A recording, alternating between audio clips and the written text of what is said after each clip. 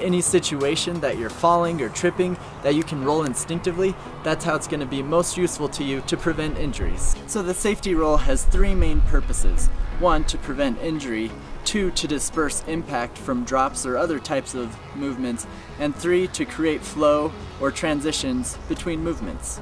So let's get started with the first one, the forward basic parkour roll. So when you're getting started on the forward roll, you have to remember that this isn't a somersault. You're not rolling straight over your head and straight over your spine, especially if you end up rolling on hard surfaces that can cause damage and injure your spine or head or neck.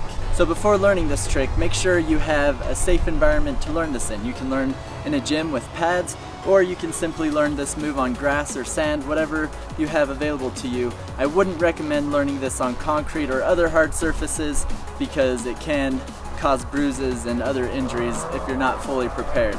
So to start learning this roll, I want you to find that soft place, and now you're going to go down on your knees, your hands and knees, so that you can be lower to the ground, because the lower to the ground you are, the less impact there will be on your body as you learn this move. And there will be some trial and error in learning this move for you, because everyone's back is a little bit differently. People have different bones and structures that if you roll wrong, you'll feel it and you'll kind of bruise it a little bit. So just take it nice and slow so you can avoid that from happening. But you're gonna choose which side you feel most comfortable rolling over. Is it your right side or left side? For me personally, it's my right side, but I have learned the rolls both ways, and I would recommend that you do the same as well once you've gotten comfortable with it rolling one way, then practice rolling the other way over each shoulder. So I'm gonna start with my right shoulder, rolling over my right shoulder, and in doing that, I'm gonna start with my right foot in front. And now, to go into this position, your hands can play a big role. They can help you control your motion going into the roll, as well as absorbing some of the impact. But the hands aren't always necessary. Sometimes you can do a scooping motion or other variations in learning this move.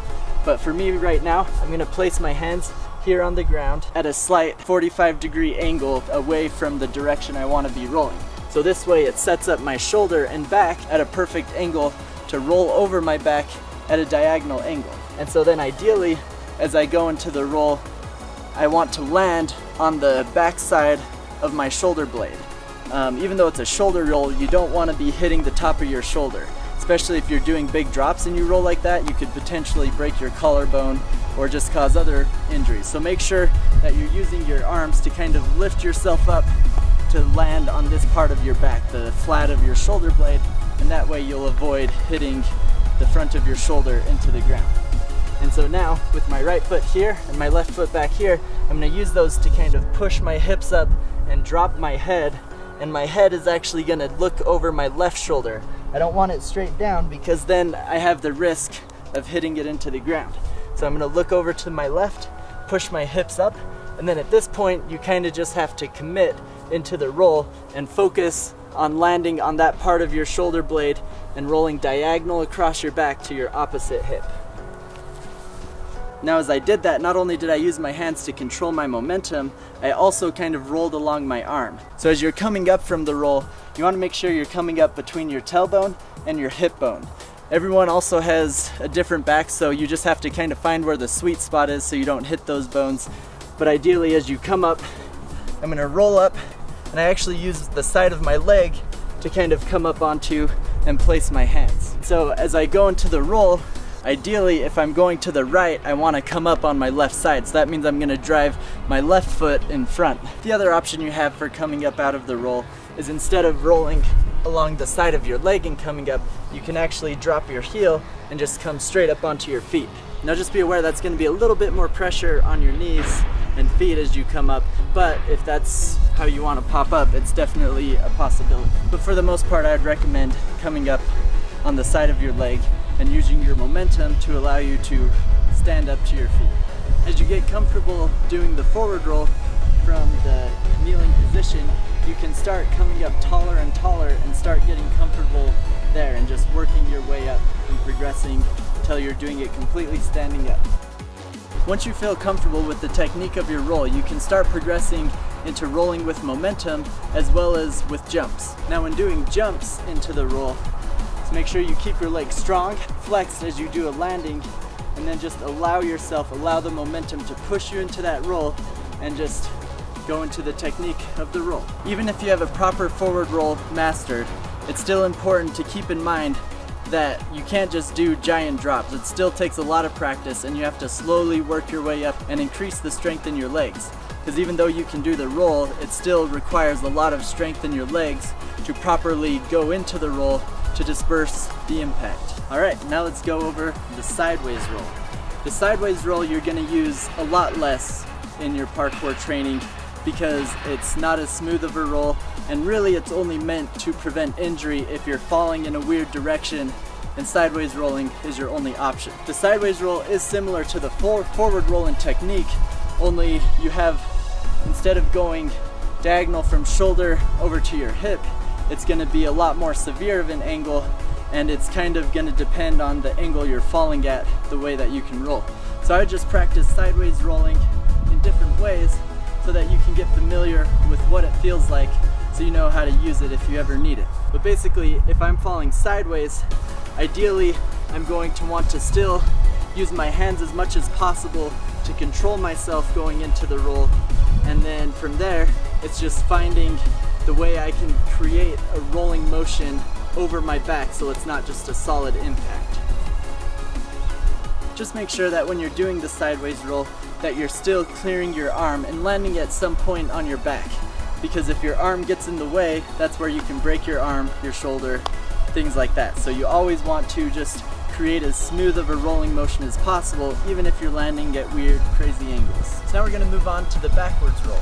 Now when learning this move, I'd recommend that you just start in the exact same position that you learned the forward roll with. And what we're actually going to do is we're going to do the forward roll first to get that feeling, because the backwards roll, you're going to be rolling along that exact same line, the same direction on your back.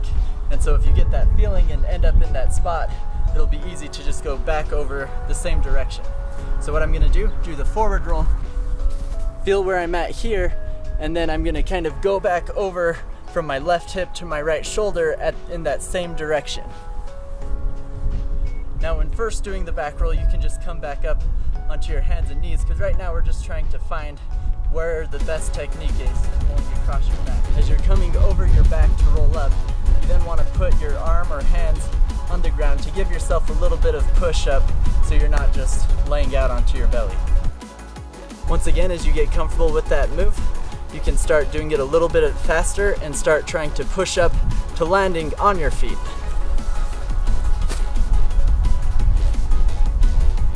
And when you feel comfortable, like it's not hurting and that you're not hitting your head, because again you want to keep your head sideways like before, you can start doing it from standing taller, and eventually with momentum, and eventually with jumps. When you start doing the back roll with more momentum and more impact, I'd always try and get your feet underneath you and behind you to kind of help absorb your motion going into the back roll. Because otherwise, if you're going straight to your back from standing, it's just going to cause a lot of impact. So make sure that you do as much as you can to try and absorb that with your feet. Now that you've learned the forward roll, the sideways roll, and the back roll, you can now start practicing those with all the different variations of jumping, momentum, landing at different angles. And so a couple different variations you can practice is just the straight falling reaction roll. So if I'm standing here and I still fall like a plank, I'm just going to do my best to roll out of it. And again with this, take it slow at first and then work your way into doing it later and later. So there's how you do the 3 basic safety rolls. Remember to practice these often so that they can become more instinctive in your training. Even if you have them mastered, I would recommend that you still incorporate training them as often as you can, because that's how it'll be most beneficial to you in preventing injuries in your parkour and freerunning training. So be sure to stay tuned for my tutorial next week, which is going to be on the dive roll, and then the week after that, the 360 dive roll.